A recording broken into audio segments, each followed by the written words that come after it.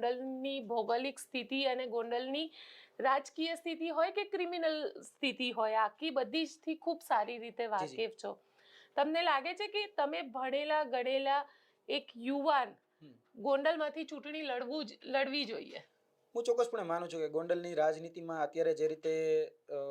ગુંડારાજ ચાલી રહ્યું છે અથવા જે રીતે અત્યારે કહી શકાય કે તણાવભર્યું જે વાતાવરણ ઊભું કરવામાં આવી રહ્યું છે એવું વાતાવરણ ન થવું જોઈએ. ભૂતકાળમાં પણ મેં મારી કહી શકાય કે હું જે સમયે ગોંડલ હતો ત્યારે પણ મેં મર્ડર થતા જોયા છે. એ સમયે મારી ઉંમર બહુ નાની હતી કે જ્યારે પોપટ સોરઠિયાનું મર્ડર થયું, મેં વિનુભાઈ સિંગાડાનું મર્ડર થયું ત્યારે પણ હું ગોંડલમાં હતો.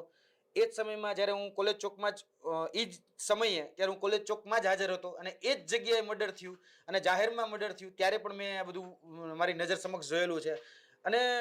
આ બધી જ્યારે સ્થિતિ હું જોતો આવું છું ને ત્યારે એ ખરેખર મને એમ થાય છે કે ભાઈ ગોંડલ જે સર ભગવતસિંહજીના નામથી ઓળખાતું જે ગોંડલ હતું અને ભગવતસિંહજી જે પરિકલ્પના કરીને ગયા હતા કે હું મારા ગોંડલને ક્યાં લઈ જવા માંગુ છું, કારણ કે